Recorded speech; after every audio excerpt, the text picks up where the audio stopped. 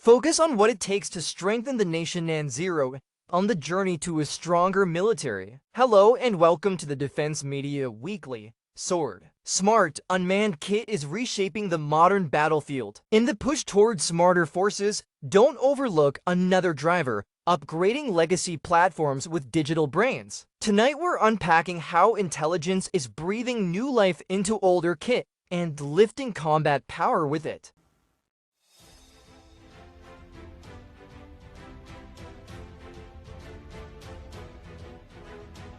High above, smarter systems are giving the Air Force's fighters a new edge. The J-20 is the state-of-the-art in China's fighter design, and its handling still turns heads. That's down to clean aerodynamics and to its digital fly-by-wire flight control system. Digital fly-by-wire is what keeps a fighter flying safely, predictably, and reliably, and it's the gateway to truly intelligent aircraft. In service, it simplified how pilots fly both fixed-wing jets and helicopters, boosting agility and ride quality.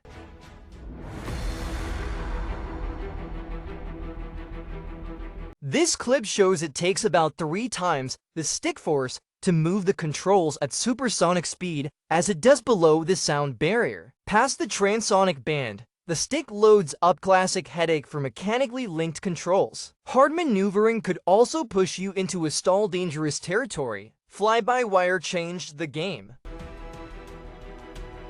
In 1982, over Syria's Bekaa Valley, a Syrian MiG-21 jumped an Israeli F-15. The MiG-21 is smaller than the F-15 and built for speed and altitude. The F-15's fly-by-wire control gives it the edge in maneuvering. In the fight, the F-15 broke the MiG's radar lock, got on its tail, and finished the engagement.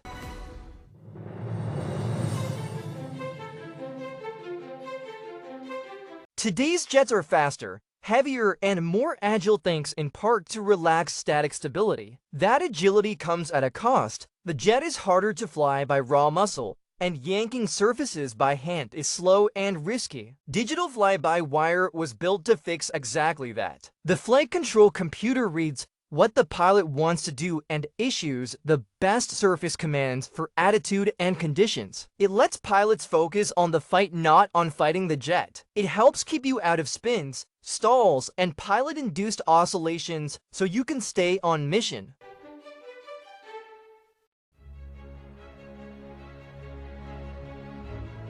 China began serious work on digital fly-by-wire as early as the J-10 program. The idea is to map every flight regime you can think of, preload solutions, and let the computer handle the messy edge cases. In the air, though, a fighter can end up in endless combinations of attitude and threat. To keep the jet safe, engineers try to account for as many of them as possible. By design, only failures rarer than about 1 in 10 million flight hours can be ignored.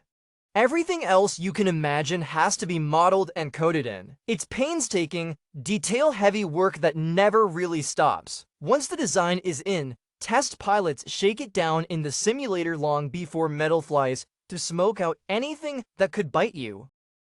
At least 2 pilots fly the same profile. If one disagrees, you bring in a third. Even if pilots 3 and 4 still split with the first guy, you work every dissenting view until it's squared away. Chinese designers have another habit. Pilot feedback isn't filed away, it's acted on fast. If something feels off, it gets fixed, no loose ends. Today, digital fly-by-wire is table stakes on next-generation fighters. The Z-20 is China's first helicopter built around a digital fly-by-wire system.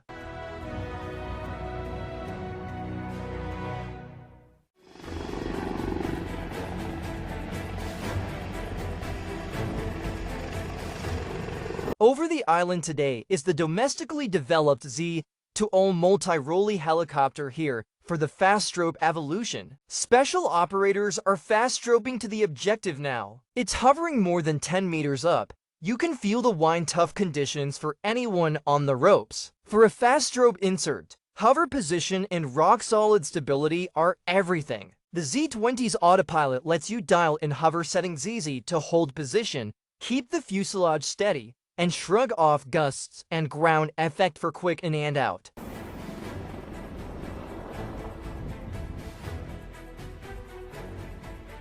That steady hover in messy air also comes from the digital fly-by-wire system. It trims rotor pitch in real time to the airflow around the ship's safer ropes, shorter hoist time, less time exposed on the battlefield.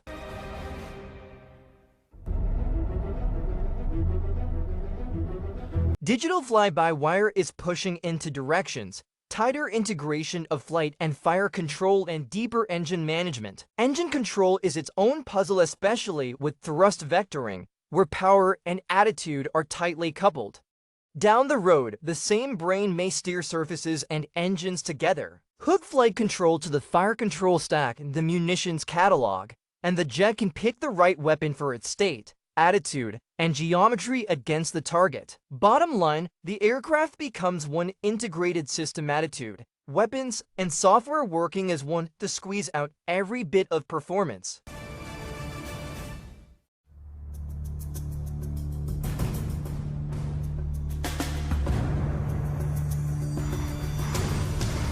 I'm on a snowy plateau at 4,000 meters right now. Right now, I can feel gusts slamming into me. Soldiers from a Tibet Military District Artillery Brigade just rolled past in new truck-mounted howitzers. They're filing into firing positions one after another. This brigade's ace in the high country is the new 155mm truck howitzer, an off-road chassis, strong mobility, and deep digital integration. While I've been talking, they've already reached the gun line. The big guns are rolling into action.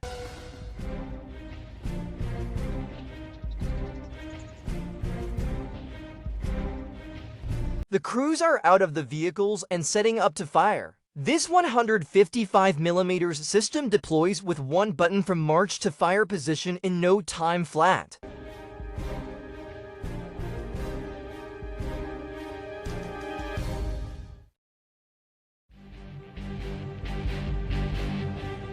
A 155mm shell weighs nearly 100 pounds. Loading by hand is slow, heavy work. With a semi-automatic loader, you set the round on the tray and hit a button. Done. This light truck howitzer also packs an intelligent aiming suite and onboard positioning for live gun location data, fire solutions, target data, battlefield status, and the rest come down the vehicle network from command to each gun commander's terminal. For redundancy, crews can still punch in parameters by hand. The onboard computer works out elevation and azimuth, and with one button lay, the tube slews to the solution. Faster aim, fewer math mistakes.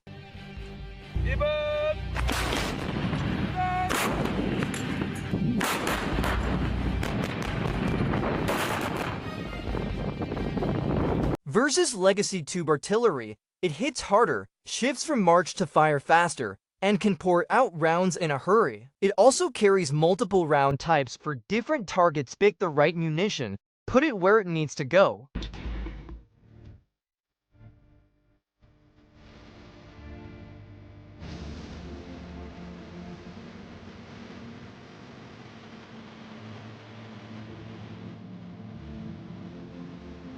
One button deploy, auto lay, one button stow. This smart gun earns the name.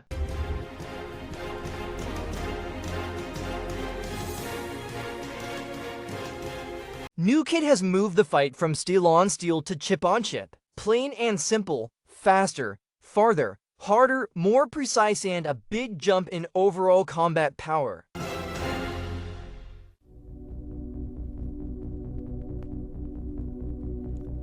Same branch, different platform. What happens when you smarten up a tank's main gun? Tiger 1, this is command post. Your gunner is down and out of the fight. You're taking over. Override and fire. Override fire means the commander steps past the gunner and shoots from the commander's station. This senior NCO had never done it in training. Under pressure, with the fire control system helping, he tracked a moving target through the commander's sight while on the move and nailed it first shot.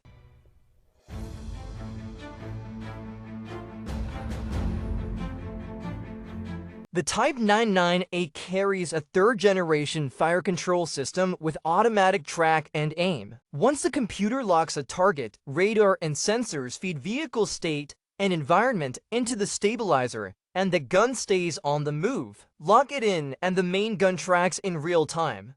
The gunner just presses fire, no lost track, no shaky manual follow, much better hits on movers.